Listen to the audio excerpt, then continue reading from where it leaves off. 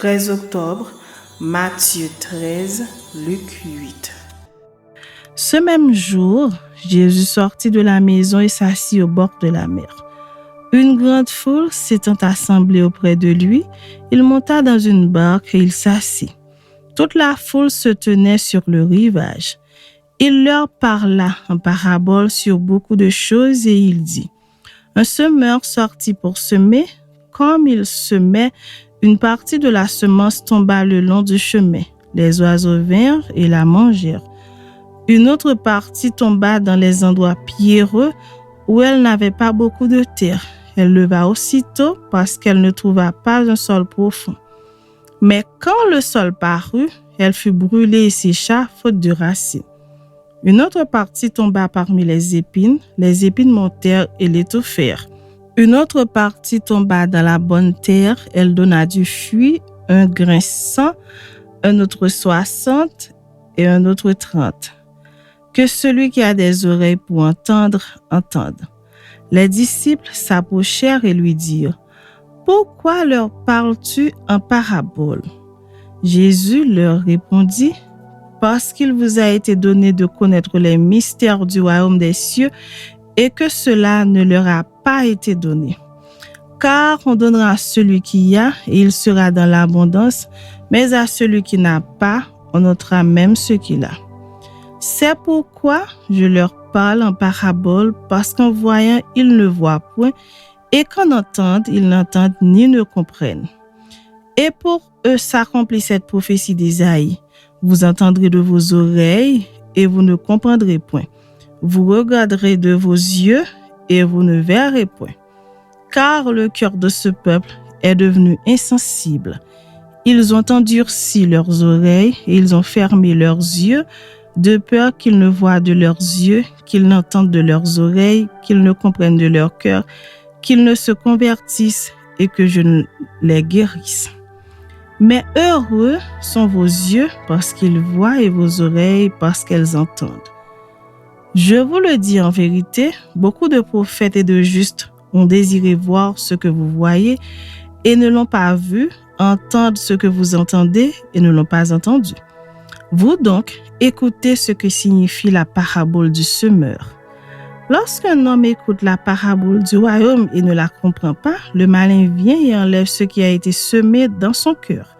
Cet homme est celui qui a reçu la semence le long du chemin. Celui qui a reçu la semence dans les endroits pierreux, c'est celui qui entend la parole et la reçoit aussitôt avec joie. Mais il n'a pas de racine en lui-même, il manque de persistance et dès que survient une tribulation, une persécution à cause de la parole, il y trouve une occasion de chute. Celui qui a reçu la semence parmi les épines, c'est celui qui entend la parole, mais en qui les soucis du siècle et la séduction des richesses étouffent cette parole et la rendent infructueuse. Celui qui a reçu la semence dans la bonne terre, c'est celui qui entend la parole et la comprend. Il porte du fruit et un grain en donne 100, un autre 60, un autre 30. Il leur proposa une autre parabole et il dit: Le royaume des cieux est semblable à un homme qui a semé une bonne semence dans son champ.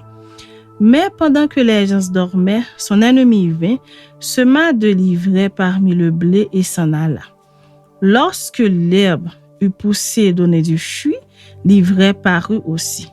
Les serviteurs du maître de la maison vinrent lui dire: Seigneur, n'as-tu pas semé une bonne semence dans ton champ? D'où vient donc qu'il y a de l'ivraie? Il leur répondit: C'est un ennemi qui a fait cela.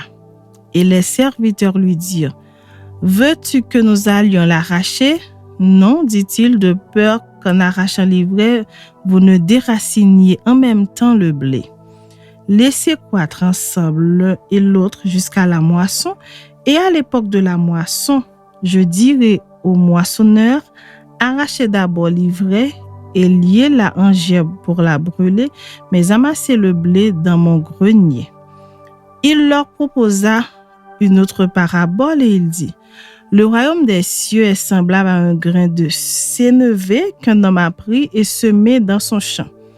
C'est la plus petite de toutes les semences. Mais quand il a poussé, il est plus grand que les légumes et devient un arbre, de sorte que les oiseaux du ciel viennent habiter dans ses branches. Il leur dit cette autre parabole. Le royaume des cieux est semblable à du levain qu'une femme a pris et mis dans 3 mesures de farine jusqu'à ce que la pâte soit toute levée. Jésus dit à la foule toutes ces choses en parabole, et il ne lui parlait point sans parabole, afin que s'accomplisse ce qui avait été annoncé par le prophète. J'ouvrirai ma bouche en parabole, je publierai des choses cachées depuis la création du monde. Alors il renvoya la foule et entra dans la maison. Ses disciples s'approchèrent de lui et dirent : « Explique-nous la parabole de l'ivraie du champ. » Il répondit : « Celui qui sème la bonne semence, c'est le Fils de l'homme. Le champ, c'est le monde. La bonne semence, ce sont les fils du royaume. L'ivraie, ce sont les fils du malin. L'ennemi qui l'a semé, c'est le diable. La moisson, c'est la fin du monde. Les moissonneurs, ce sont les anges. Or, quand on arrache l'ivraie et qu'on la jette au feu, il en sera de même à la fin du monde. Le Fils de l'homme enverra ses anges qui arracheront de son royaume tous les scandales et ceux qui commettent l'iniquité. Et ils les jetteront dans la fournaise ardente où il y aura des pleurs et des grincements de dents. Alors les justes resplendiront comme le soleil dans le royaume de leur Père, que celui qui a des oreilles pour entendre, entende. Le royaume des cieux est encore semblable à un trésor caché dans un champ. L'homme qui l'a trouvé le cache, et dans sa joie, il va vendre tout ce qu'il a et achète ce champ. Le royaume des cieux est encore semblable à un marchand qui cherche de belles perles. Il a trouvé une perle de grand prix et il est allé vendre tout ce qu'il avait et l'a acheté. Le royaume des cieux est encore semblable à un filet jeté dans la mer et ramassant des poissons de toute espèce. Quand il est rempli, les pêcheurs le tirent. Et après s'être assis sur le rivage, ils mettent dans des vases ce qui est bon et ils jettent ce qui est mauvais. Il en sera de même à la fin du monde. Les anges viendront séparer les méchants d'avec les justes et ils les jetteront dans la fournaise ardente où il y aura des pleurs et des grincements de dents. Avez-vous compris toutes ces choses ? Oui, répondirent-ils. Et il leur dit : c'est pourquoi tout scribe instruit de ceux qui regardent le royaume des cieux est semblable à un maître de maison qui tire de son trésor des choses nouvelles et des choses anciennes. Lorsque Jésus eut achevé ses paraboles, il partit de là. S'étant rendu dans sa patrie, il enseignait dans la synagogue de sorte que ceux qui l'entendirent étaient étonnés et disaient : d'où lui viennent cette sagesse et ces miracles ? N'est-ce pas le fils du charpentier ? N'est-ce pas Marie qui est sa mère ? Jacques, Joseph, Simon et Jude ne sont-ils pas ses frères ?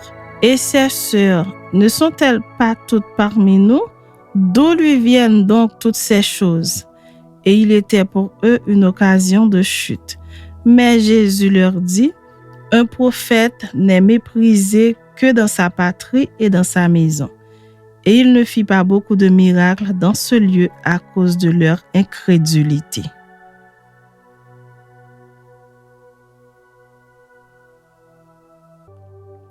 Chapitre 8.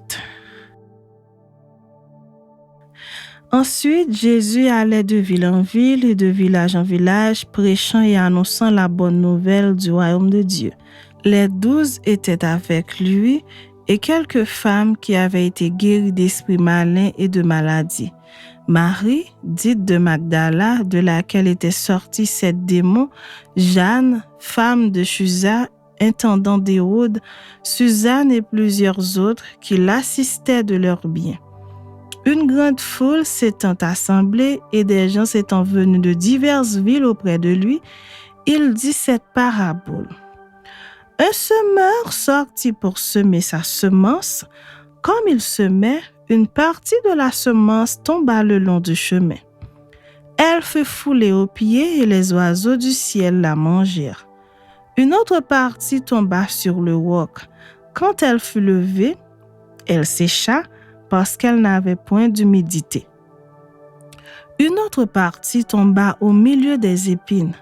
Les épines crurent avec elle et l'étouffèrent. Une autre partie tomba dans la bonne terre. Quand elle fut levée, elle donna du fruit au centuple. Après avoir ainsi parlé, Jésus dit à haute voix, « Que celui qui a des oreilles pour entendre, entende. » Ses disciples lui demandèrent ce que signifiait cette parabole.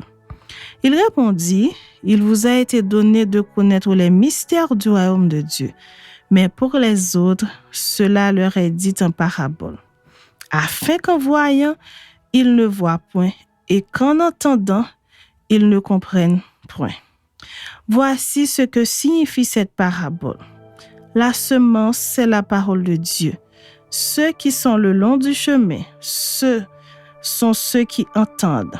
Puis le diable vient et enlève de leur cœur la parole de peur qu'ils ne croient et soient sauvés. Ceux qui sont sur le roc, ce sont ceux qui, lorsqu'ils entendent la parole, la reçoivent avec joie. Mais ils n'ont point de racines, ils croient pour un temps et ils succombent au moment de la tentation. Ceux qui sont tombés parmi les épines, ce sont ceux qui, ayant entendu la parole, s'en vont et la laissent étouffer par les soucis, les richesses et les plaisirs de la vie, et ils ne portent point de fruits qui viennent à maturité. Ceux qui sont tombés dans la bonne terre, ce sont ceux qui, ayant entendu la parole avec un cœur honnête et bon, la retiennent et portent du fruit avec persévérance. Personne, après avoir allumé une lampe, ne la couvre d'une vase ou ne la met sous un lit, mais il la met sur un chandelier afin que ceux qui entrent voient la lumière. Car il n'est rien de caché qui ne doive être découvert, rien de secret qui ne doive être connu et mis au jour. Prenez donc garde à la manière dont vous écoutez, car on donnera à celui qui a, mais à celui qui n'a pas, on ôtera même ce qu'il croit avoir. La mère et les frères de Jésus vinrent le trouver, mais ils ne purent l'aborder à cause de la foule. On lui dit, « Ta mère et tes frères sont dehors et ils désirent te voir. » Mais il répondit, « Ma mère et mes frères, ce sont ceux qui écoutent la parole de Dieu et qui la mettent en pratique. » Un jour, Jésus monta dans une barque avec ses disciples. Il leur dit, « Passons de l'autre côté du lac. » Et ils partirent. Pendant qu'ils naviguaient, Jésus s'endormit. Un tourbillon fondit sur le lac, la barque se remplissait d'eau et ils étaient en péril. Ils s'approchèrent et le réveillèrent en disant, « Maître, Maître, nous périssons. » S'étant réveillé, il menaça le vent et les flots qui s'apaisèrent et le calme revint.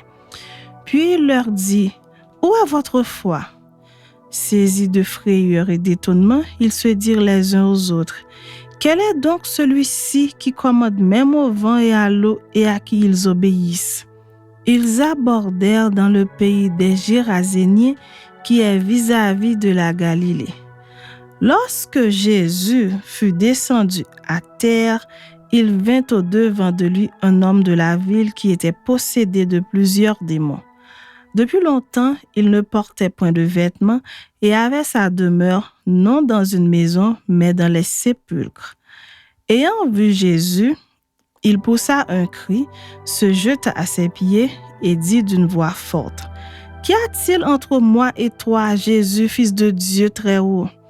Je t'en supplie, ne me tourmente pas. » Car Jésus commandait à l'esprit impur de sortir de cet homme dont il s'était emparé depuis longtemps. On le gardait lié de chaînes et les fers aux pieds, mais il rompait les liens et il était entraîné par le démon dans les désirs.